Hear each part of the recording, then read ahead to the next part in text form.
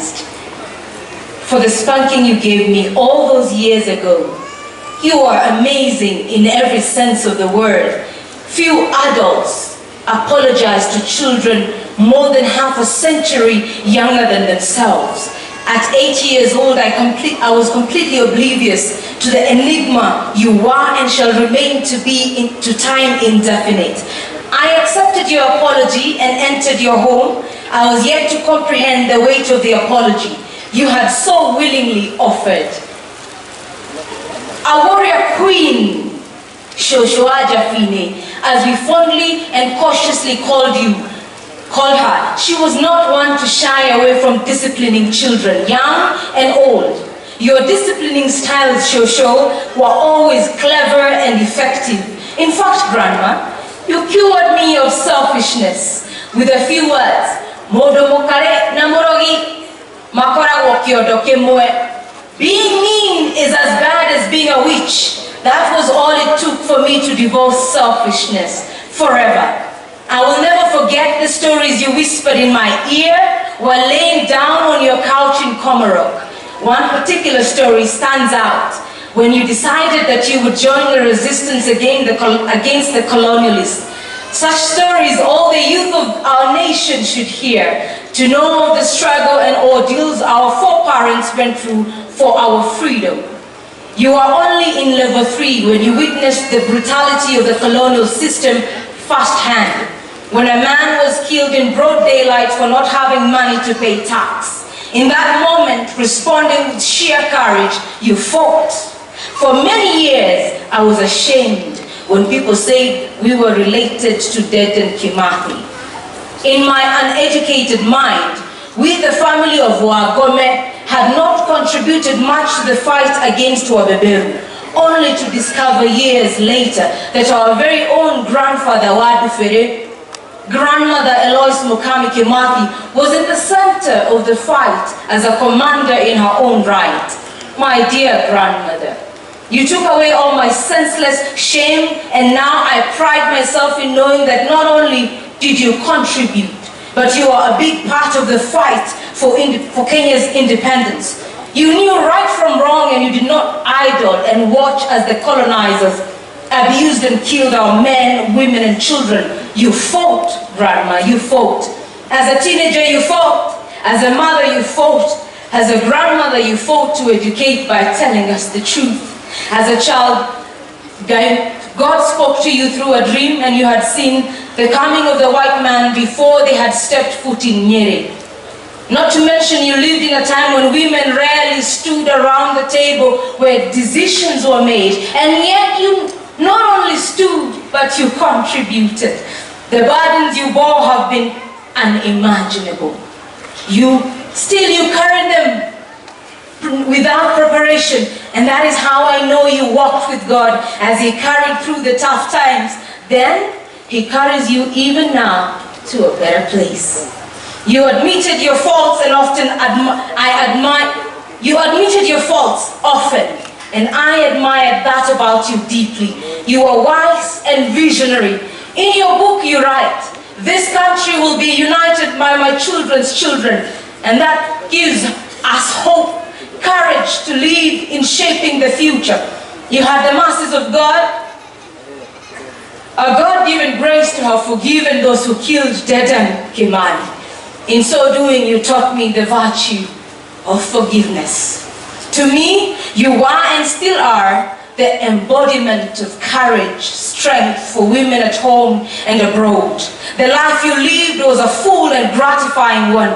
Rest in peace, Grandma, knowing that the torch has been passed and your vision of a unified Kenya lives on in me and everyone here today. Thank you. Hamjamboni. Bwana asifiwe. Mom, you're a mentor. You educated me and took me to the best school in Nyandarua County, Karima Girls. You taught me how to pray and woke me and my siblings up at 3 a.m. And you said, Okirai mohoe neda keda. You taught me to give testimonies at an early age of 9 years old. After school, you made me sure I got employed as a civil servant at the State Law Office. Later, you got me employed in the Kenya Airport Authority. When I arrived in 2007 as a member of parliament of Kinangop, you went into your coffers and supported me with all the expenses involved, such as payments for registration certificate, mobilization fees, and other expenses. Ma'am, you taught me the importance of trees. You told me that trees were used in the struggle for independence. For example, the Dedan Kimathi post office is a tree in the forest that has a natural hole where letters used to be delivered and picked by the villagers and the forest sentries.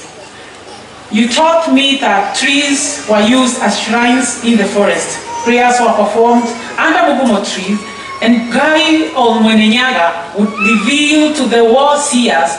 By the way, most of you don't know that Mau had carried their prophets, all Modomogo, who used to reveal and see dreams. Kimathi himself was a dreamer. Mukami Kimathi was a dreamer. She was a seer. Your Excellency, Mukami Kimathi dreamt of the Mau Mau War in 1936. She saw the whole war and she was sent to different people to deliver the message of the war. May God give her a rest. No, I'm not finished, kindly. Reveal to the war seers of the coming enemy. In the entire struggle, the fighters used the tree cover to hide against the enemy. This has helped me, Your Excellency, so much in my journey of environmental conservation. Your Excellency, it's good I tell you, it's important that I tell you, I'm the CEO of the Dedan Kimathi Foundation, and since 2019, I've planted 2.8 million trees. And I was happy when you took the oath. The first thing you said is climate change mitigation. And I thought that God has revealed to you that how he used to reveal to the Mau Mau. May God, you lived on our president. Environmental conservation and climate change mitigation. Maito, you inspired me to plant trees. Trees are sacred and we should embrace them. I will always cherish you, Mom, all the days of my life. God bless you. Rest in peace, Maito. We love you. Thank you very much. Thank you very much. And as Miriam walks in, I know our time was 1 hour, but you have limited it kidogo. I can see the family members wananiambia unaharakisha, unatuharakisha sana. Well, let me allow this lady who did a wonderful job. Huyu ndiye alikuwa ametubebea hata permit ya Lee Funeral Home. She was very close to Mom and let her lead her tribute.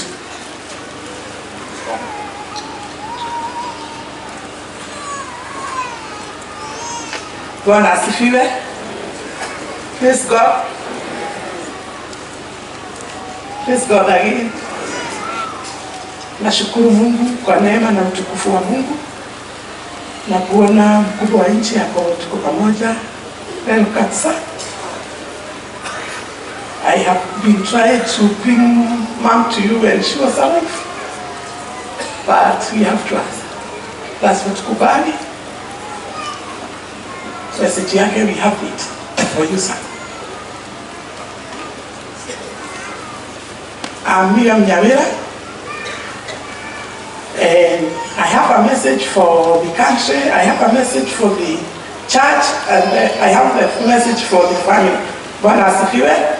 We have been with the Mom all the way from around 13 years, wakati alipigwa na stroke, day and night. Hakuna kuachana. Bwana asifiwe. Na alikuwa anasema watu waabudu Mungu, wasiabudu miungu mingine. Bwana asifiwe. Kuombea nchi, na akawacha message ya president and the head of the Kenya Army. Bwana asifiwe. Na church, msimame imara na msimame na Mungu. Ma, I lived with you for 13 years, day and night. We have traveled a long journey. together. You were sweet soil that I loved. You loved people and peace. You loved your country, Kenya, and prayed for her. You always emphasized on people living in peace. You always remembered us to pray and maintain righteousness and never to worship idols. You talked of the importance of praying for national leaders, the president, and the men in uniform who guide our borders. Ma'am, your prayer always was to see the remains of your husband, my father, Dedan Kimathi. You wished not to leave your children and the country in large, in poverty and in trouble.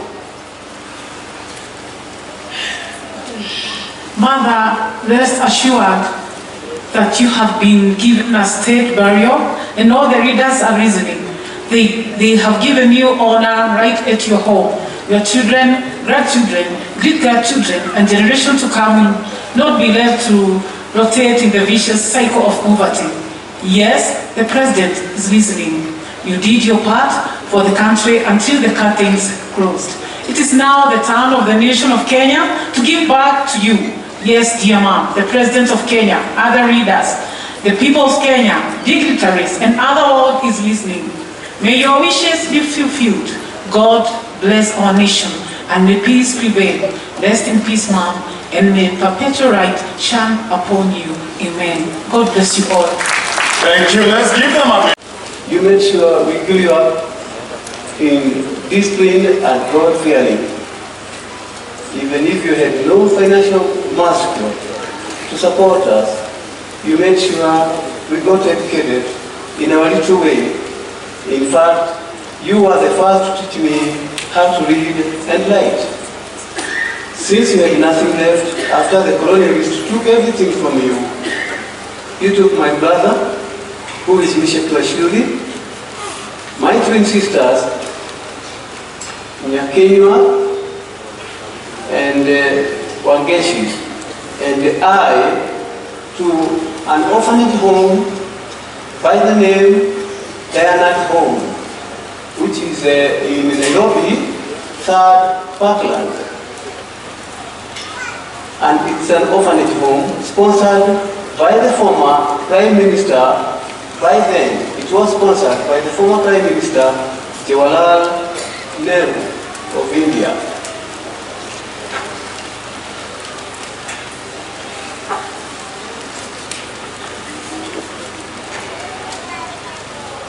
Dedan Kimathi, my father, and Mahatma Gandhi, the Prime Minister of India, were great friends. I love you, Mom, for you made the hardened man that I have become. Rest in eternal peace, my dear Mom. Thank you, everyone. Neighboring villages entitled Sublocation. Although you are not close when growing up, I knew of her involvement in the fight for freedom of our country, and you see her during meetings in Nyeri. In 1964, I was appointed as superintendent in Sheikh Sasuma Dam. When I moved here, I learned that Mukami was one of my neighbors. People who had moved like Nyadaro from other places tended to befriend other people from their hometown. Since we had no other family around, Mukami and I formed a close relationship. I became her children's uncle. Mukami used to deliver a gallon of milk to my house in Sasuma Dam daily, but did not accept any payment. So I bought her 2 cows as a show of gratitude. When I got married, Mukami took my wife and her wings, and they became great friends. My children thought she was my sister, whom they called Auntie Kimathi. During sleepovers, Mukami used to tell our kids incredible stories about the war and how the forest was a great protector of the Mau Mau. The forest was just protection from elements. It provided meat, honey, fruit, fire, medicine, and weapons. The animals in the forest gave them warnings when the enemy was near. Her love and respect for nature rubbed off on us. I myself developed a keen interest in conservation, and with the guidance of Nature Kenya and the Museums of Kenya, I formed a community-based organization called Friends of Biodiversity and Conservation. Mukami's daughter, Wajoo Kimathi, is known as an avid tree planter. My daughter, Shionigi, runs a fishing campsite called Trout and About inside Kiboro Forest. When my eldest daughter, Alice Walimu, was in class 2, she used to read newspaper for Mukami every evening after school. Mukami was impressed by her eloquence and made her promise to write a book about her life someday. As Alice grew up, she got involved in the civil rights movement and would constantly seek advice from her auntie Kimathi. In all the stories she told, Mukami would always end up with the saying, "Baradili more," which means there is no fun in war. Alice took this literally, became so passionate about this building that she ended up working as a mediator all over the world.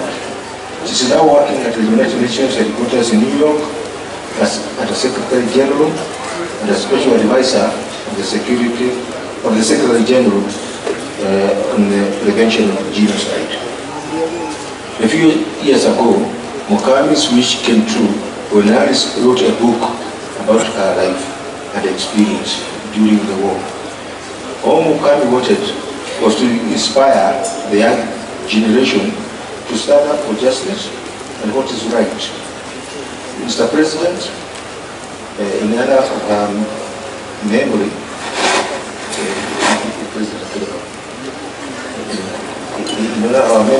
I'd like to plead with you to introduce this book into school curriculum as part of history lessons so other children can be influenced positively just as mine have been.